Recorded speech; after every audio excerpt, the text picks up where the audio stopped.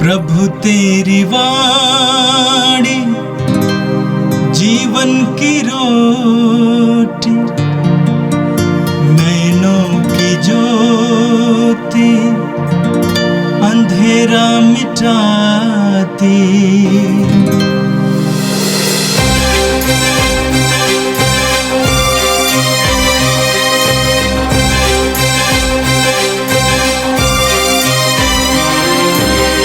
प्रभु तेरी वाणी जीवन की रोटी, नैनों की ज्योति अंधेरा मिटाती।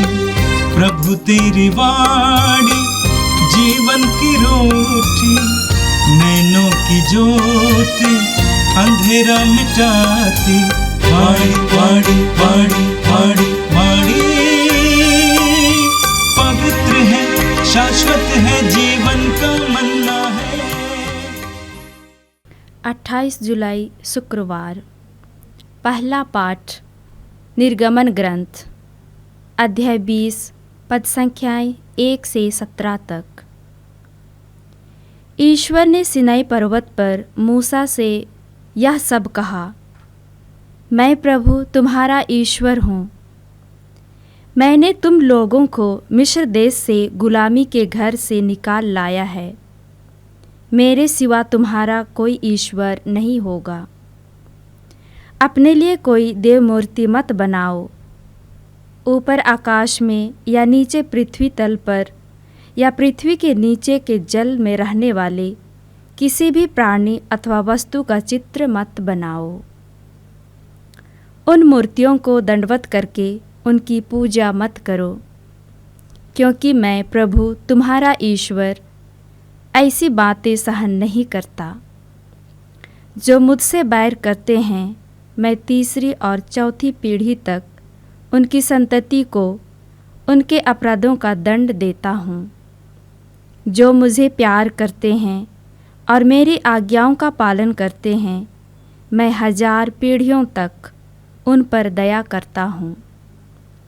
प्रभु अपने ईश्वर का नाम व्यर्थ मत लो, क्योंकि जो व्यर्थ ही प्रभु का नाम लेता है, प्रभु उसे अवश्य दंडित करेगा। विश्राम दिवस को पवित्र मानने का ध्यान रखो। तुम 6 दिनों तक परिश्रम करते रहो और अपना सब काम करो, परंतु 7वां दिन तुम्हारे प्रभु ईश्वर के आदर में विश्राम का दिन है। उस दिन ना तो तुम कोई काम करो, ना तुम्हारा पुत्र, ना तुम्हारी पुत्री, ना तुम्हारा नौकर, ना तुम्हारी नौकरानी, ना तुम्हारे चौपाए और ना तुम्हारे शहर में रहने वाला परदेशी। 6 दिनों में प्रभु ने आकाश, पृथ्वी, समुद्र और उनमें जो कुछ भी है, यह सब बनाया है, और 7वें दिन उसने विश्राम किया। इसलिए प्रभु ने विश्राम दिवस को आशीष दी है और उसे पवित्र ठहराया है। अपने माता पिता का आदर करो, जिससे तुम बहुत दिनों तक उस देश में जीते रहो, जिसे तुम्हारा प्रभु ईश्वर तुम्हें प्रदान करेगा। हत्या मत करो, व्यभिचार मत करो, चोरी मत करो, अपने पड़ोसी के विरुद्ध झूठी गवाही मत दो, अपने पड़ोसी के घर बार का लालच मत करो, ना तो अपने पड़ोसी की स्त्री का, ना उसके नौकर अथवा नौकरानी का, ना उसके बैल अथवा गधे का, उसकी किसी भी चीज़ का लालच मत करो। यह प्रभु की वाणी है। संत मत्ती के अनुसार पवित्र सुसमाचार अध्याय 13 वाक्य 18 से 23 तक। यीशु ने कहा, अब तुम लोग बोने वाले का दृष्टांत सुनो। यदि कोई राज्य का वचन सुनता है लेकिन समझता नहीं, तब उसके मन में जो बोया गया है उसे शैतान आकर ले जाता है। यह वो है जो रास्ते के किनारे बोया गया है। जो पथरीली भूमि में बोया गया है, ये वो है जो वचन सुनते ही प्रसन्नता से ग्रहण करता है, परंतु उसमें जड़ नहीं है और वह थोड़े ही दिन दृढ़ रहता है। वचन के कारण संकट या अत्याचार आ पड़ने पर वह तुरंत विचलित हो जाता है। जो कांटों में बोया गया है, यह वो है जो वचन सुनता है, परंतु संसार की चिंता और धन का मोह वचन को दबा देता है और वो फल नहीं लाता है। जो अच्छी भूमि में बोया गया है, ये वो है जो वचन सुनता और समझता है और फल लाता है, कोई 100 गुना, कोई 60 गुना और कोई 30 गुना। ये प्रभु का दिव्य सुसमाचार है। क्रिस्त प्रभु की जय।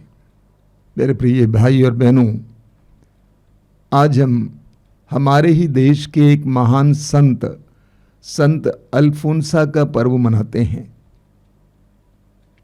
संत अल्फोंसा का जन्म 1910 में हमारे ही देश के केरल में हुआ था और 1946 में उनका निधन हुआ था।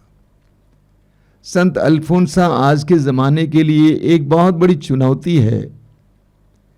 जब सारा संसार ईश्वर से सुख चाहता है और ये दुआ करता है, ये प्रार्थना करता है कि हे ईश्वर मेरे दुख को मिटा दे, संत अल्फोंसा ने ईश्वर से प्रार्थना की कि हे प्रभु मुझे दुख दे दे। और ईश्वर ने अल्फोंसा को बहुत दुख दिया, शारीरिक पीड़ाएं, मानसिक पीड़ाएं, और दुख ने अल्फोंसा को एक महान संत बनाया, हमारे लिए आदर्श बनाया। दुख में बहुत बड़ा सामर्थ्य है, शक्ति है। Suffering has great potentials. दुख में बहुत बड़ी शक्ति है, सामर्थ्य है, वो हमें महान बना सकता है। प्रभु यीशु मसीह के दुख भोग और मृत्यु के द्वारा दुख को एक नया अर्थ मिलता है। दुख का उद्देश्य हमारे सामने प्रकट हो जाता है। इसीलिए आज जब हम संत अल्फोंसा का पर्व मनाते हैं, उनकी मध्यस्थता द्वारा प्रार्थना करें कि हे प्रभु मुझे दुख का अर्थ समझने, उसका उद्देश्य समझने की कृपा दीजिए।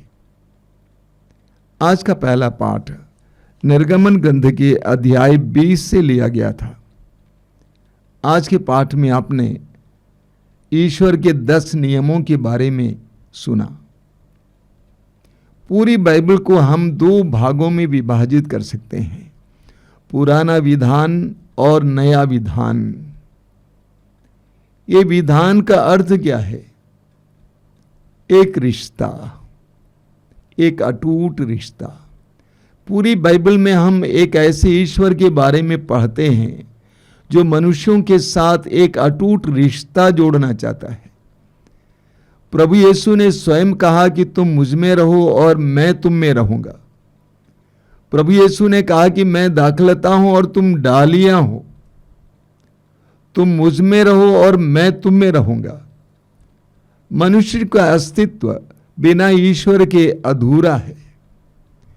ईश्वर हमारे जीवन का हिस्सा है। ईश्वर चाहता है कि हमारे साथ एक गहरा रिश्ता जोड़ें, एक विधान बनाएं।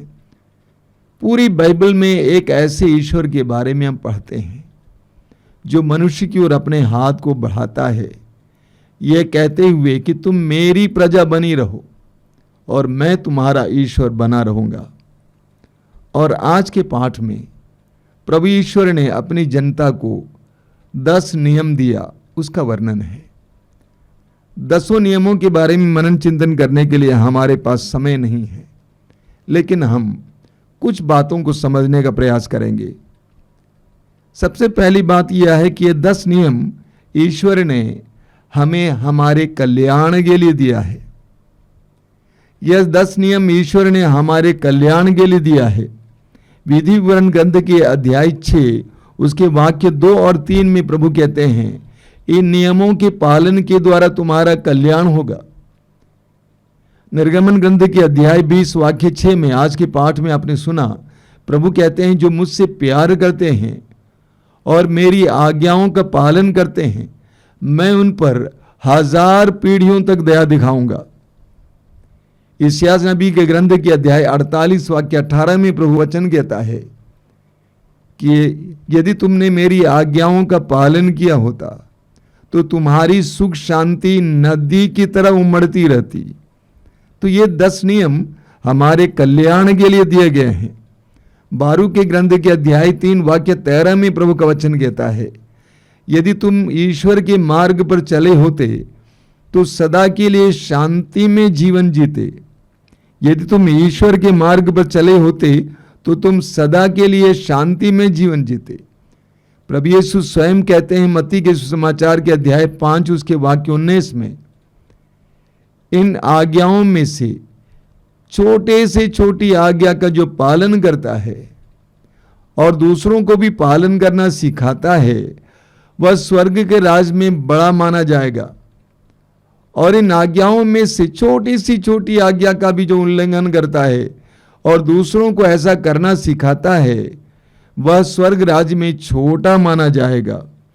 तो ये 10 नियम ईश्वर ने हमारे कल्याण के लिए दिया है। ये 10 नियम हमारे लिए बोझ नहीं हैं, बल्कि एक सुखमय जीवन जीने के लिए, एक सफल जीवन जीने के लिए, शांतिप्रद जीवन जीने के लिए, व्यक्तिगत जीवन, सुखमय जीवन, शांतिप्रद जीवन, सफल जीवन जीने के लिए, सामाजिक जीवन, सुखमय जीवन, सफल जीवन और शांतिप्रद जीवन जीने के लिए प्रभु ईश्वर ने हमें दिया है। इन 10 नियमों के पालन के द्वारा हम आसानी से एक सुखमय जीवन जी सकते हैं। अब इस 10 नियमों को हम 2 भागों में बांट सकते हैं। 1, 2, 3। पहले 3 नियम ईश्वर के प्रति है। मैं तुम्हारा ईश्वर हूं, मुझे छोड़कर और किसी की आराधना नहीं करना, अपने प्रभु ईश्वर का नाम व्यर्थ नहीं लेना, प्रभु का दिन पवित्र बनाए रखना। ये तीनों नियम ईश्वर के प्रति है। बाकी 7 नियम मनुष्यों के प्रति हैं, अपने पड़ोसियों के प्रति, भाई बहनों के प्रति, माता पिताओं के प्रति, लोगों के प्रति है। इसीलिए हम मार्कुस के समाचार के अध्याय 12 में पढ़ते हैं, उसके वाक्य 29 से 31 तक।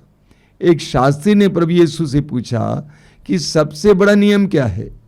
प्रभु यीशु ने 10 नियमों का निचोड़ वहां पे दिया, सार वहां पर दिया। प्रभु ने कहा, पहला नियम यह है, तुम अपने ईश्वर को सारी बुद्धि से, सारे हृदय से, सारी शक्ति से और सारी आत्मा से प्यार करो। और दूसरा नियम, अपने पड़ोसी को अपने समान प्यार करो। 10 नियमों का निचोड़ प्रभु यीशु हमें देते हैं। आज हम 10 नियमों पर मनन चिंतन करते हुए प्रभु से प्रार्थना करें कि हम प्रभु के प्रति आज्ञाकारी बने, प्रभु के नियमों को हृदय से लगाएं, इन नियमों को छोटा ना समझें, बल्कि एक एक नियम को हमारे कल्याण के लिए दिया गया, हमारे प्रेमी पिता के द्वारा हमारे कल्याण और सुखमय जीवन के लिए दिए गए एक मार्ग के रूप में ग्रहण करें। और आज का सुसमाचार सन्मति के सुसमाचार की अध्याय 13 से लिया गया था। आज के सुसमाचार में आपने सुना प्रभु यीशु बीज बोने वाले के दृष्टांत की व्याख्या सुनाते हैं, उसका अर्थ बताते हैं। 4 प्रकार की जमीनें। पहली जमीन है सड़क के किनारे की जमीन। सड़क कठोर होती है, पिटी हुई जमीन होती है, उस पर बीज गिरने से जमीन उसको ग्रहण नहीं कर पाती है, इसीलिए आसानी से चिड़िए चुग लेते हैं।